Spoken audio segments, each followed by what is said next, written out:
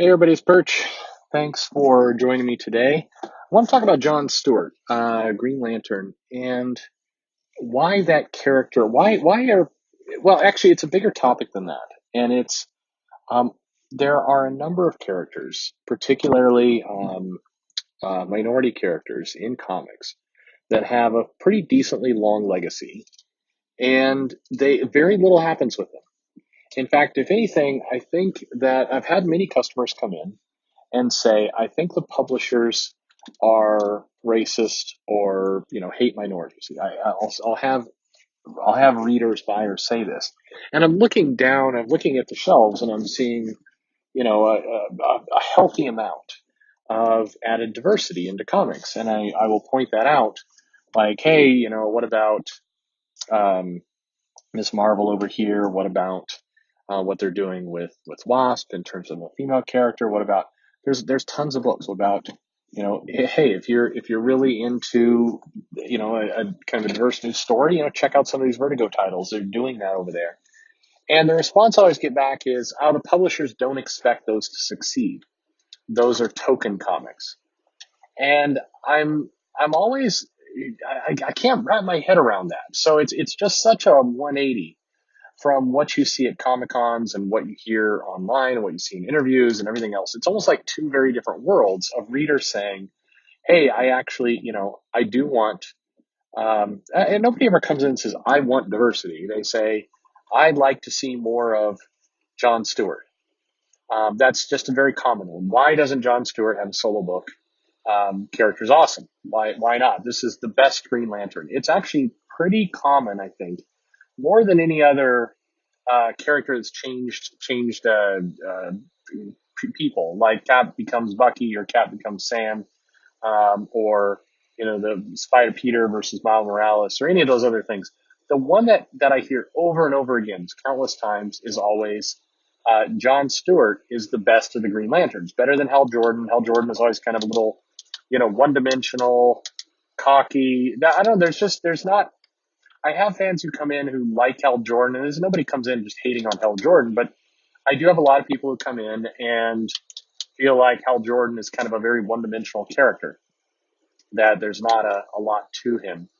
And kind of similar, back prior to Civil War, that people would say the same thing about Iron Man, that they actually liked Rhodey, and they liked that version of Iron Man, thought there was a lot more complexity, a lot more kind of things going on. It's always interesting that it seems like Stewart and Rhodey both, as characters, have a similar kind of view of fans of a lot of historical love for the character, and a feeling like the publishers did these characters wrong somehow, like they never truly got behind them, or kind of the efforts were half-hearted. And I find this split just really fascinating. Of Again, you go online and you see just whole religious wars being fought over diversity in comics, not the channel, but the topic. People online on Twitter, like, we need more diversity. You see the reports come out of, Marvel's cramming diversity down their throats. No, they're not. You're a bunch of racists. That whole dialogue. And yet you have a lot of historical kind of built up characters like Rhodey, like John Stewart, like Monica Rambeau, like there's a lot of these characters, like Blade, for example. Like, there's just, you can go down the list and get a lot of characters who have been around for 20, 30 years, have a number of different titles, series, adventures, other things under their belts, and a lot of cases have been written with some real complexity. One of the things that having a character out for a long period of time is, usually they go one of two ways. Either they're very flat, one dimensional, they've been written the exact same way, or that history and legacy has brought them a lot of complexity and depth and storyline and continuity and things that you get to play off of. It usually, and more likely the latter. Most characters don't survive for 30, 40 years without a lot of depth to them. And, and actually this is a case, another one on the DC side is Cyborg, a character that through the Titans had a pretty rich history, had a lot of things going on, kind of got elevated during the New 52, but in a way that almost carved away. I mean, New 52 did this for everyone, not just him, but just kind of carved away a lot of that complexity and richness of history. And we're left, so you have these characters though who are really, really valuable, and they get left on the shelf. And instead, we create new characters, and the new characters are it's put it this way: it's you're climbing an uphill. It's an uphill battle from the very beginning because these characters, they don't have the history. You're trying to catch somebody brand new, number one issue, $3.99, and you're trying to say, hey, here's somebody to care about. You got to care about them right now. And sometimes it works. I think Silencer was a character that worked where you had a female character and brand new, never no history, but it clicked for whatever reason. The writer did a good job and did something a little original and told a unique story, and it clicked. So that's great. But it's hard. It's like this, and I don't say it's impossible. Nothing is impossible, but it's stacking the deck against you. It's like, if you're going to go into a casino and you're going to gamble, going in sober versus going in with, a couple drinks versus going in having drank 3-yard margaritas. And, what are you going to do? And yes, it's possible to still win at high stakes poker, even if you are hammered and can't read the cards. It's possible, but your odds are you're basically you're handicapping yourself. You're making it much harder for you to succeed. And I think if you try to whip out a brand new character with no history, no legacy at all, in this market that's extremely crowded, extremely expensive, hard to get people's attention, you're making it very difficult. So why then, if you're a publisher and you want to make money, why leave these big characters on the shelf? And that's maybe one reason why you have Snyder using John Stewart in the Justice League. It's smart. It's incredibly smart. Here's a character with some nice history and some legacy, somebody that's definitely a fan favorite, and brings something new to the Justice League that that hasn't been seen a lot before. Some, sure, in the animated series and in a few of the comics, but nothing major. We haven't seen much of it. Typically, it's Hal or Kyle, but here we're going to do some really great stuff with John, and that's smart. But if you're going and you're saying, hey, you know what, we want to launch a brand new title, why not start with Rhodey or Blade or John Stewart or Cyborg, but do it in a way that takes advantage of the history. I mean, Cyborg's the kind of the different title in that mix. Well, a lot of these guys, they will try in recent times a solo book, but they do very little. It's almost like they come into it and the mission from the very beginning is, hey, let's, you thought you knew John Stewart? Forget it. You don't know John Stewart. We're going to show that you didn't know him at all and rip the blinds off of you and show you a whole new side of the character. Why? Why? Why? What are you doing? You've got a character people they like as is. And, maybe if you write that character as is for 10 years, hey, maybe it'll get boring. But you want to take a crack at that for at least a few years? Why not? What's wrong with you? You take War Machine, and you had this book where you're like, oh, let's do a War Machine solo, but we're going to make it super weird. We're going to make him like a super cyborg, and we're just going to, basically this character will be completely unrecognizable from the man who was in Secret Wars and took over for Tony and had that whole era to himself. We're going to kind of ignore that. And I'll show you an example of, when they went with Jane Foster as Thor, to Jason Aaron's incredible credit, he took the character. He's like, we're going to make a unique story here. We're going to focus on kind of the mystery of who's behind the hammer, so to speak. And we're going to, try and do something pretty epic and do a warrior struggle. And so it works. You get characters enamored. People are enamored by that character. We drew from the past, and here you go. They didn't come in and have, lots of people. The female Thor, the Jane Foster Thor, got beat up a lot on the internet because of one panel or one page where, right early on in the run, they do a very tongue in cheek battle with the absorbing man, Titania, and she's like, oh, I'll let you capture me because us women got to stick together. But it was incredibly jokey. But a lot of people took that page like, oh, see, here's more proof. Marvel thinks we're idiots, and that was there are plenty of examples of that. That page was not one of them. That title sold well, did fine. And today, they're announcing the new Jane Foster Valkyrie comic, and again, it can work, but you will know if it's going to work. And I'm pretty skeptical hearing the pitch.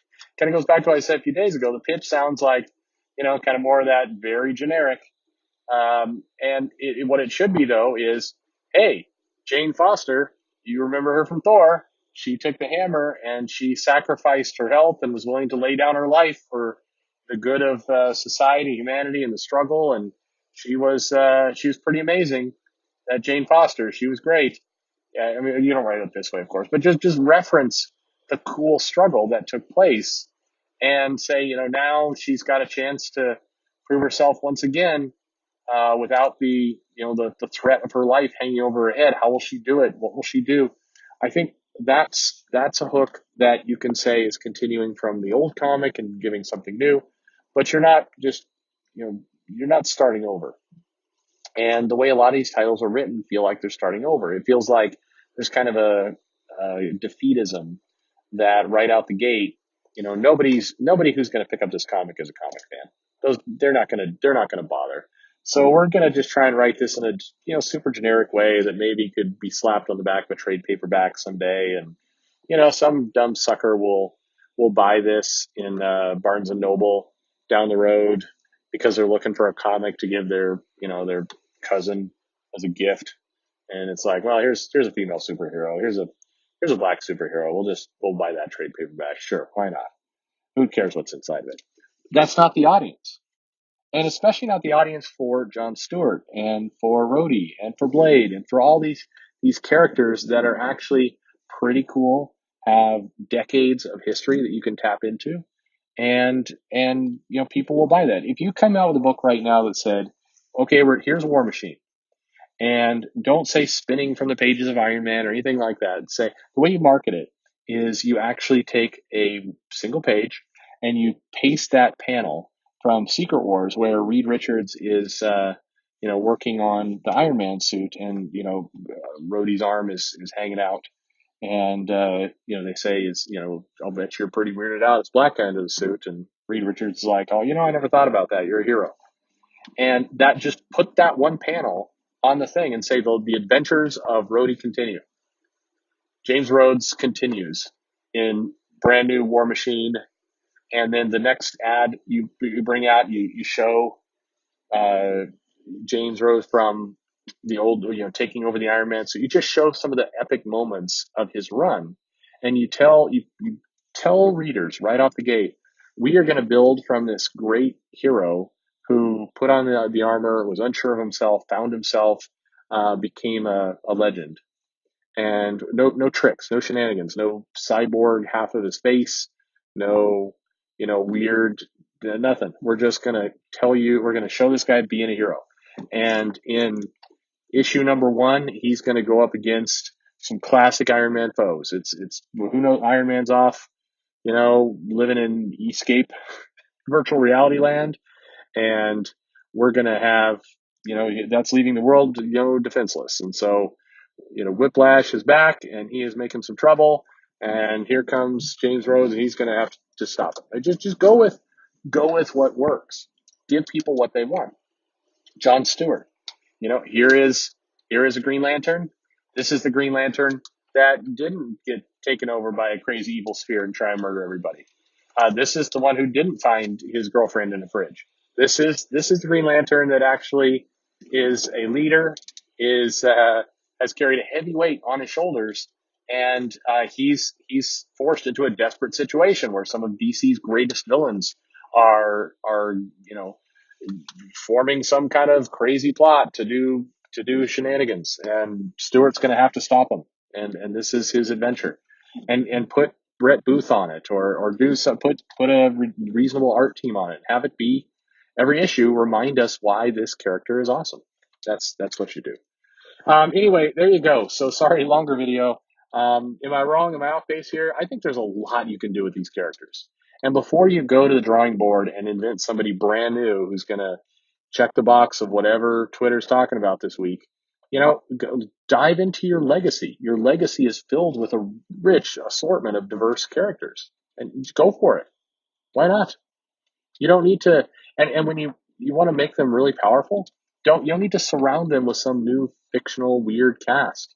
Just have Jon Stewart come out and have Guy Gardner be a guest star. Have Hal Jordan be a guest star in the book. Have them show up because those are the people that he hung out with. Have those people show up and show use that to reinforce that Jon Stewart is a badass, that he is the best of them. Show him leading the way. Have him encounter Flash and use his smarts to do something Flash couldn't do. You don't need to hammer readers over the head with it. You don't need to go, hey, see, this strong black superhero is better than all these white superheroes. Don't do that. Just have them go out and be heroic and win. Every hero gets to win every now and then. Every hero gets their chance. The spotlight should spin around. So let the spotlight go on these guys. Let me know if I'm off base. That's what I would love to see. I would love to see these guys front and center in some books. Thanks for listening. Subscribe, recommend to a friend. Would love to hear what you have to say. Thanks again.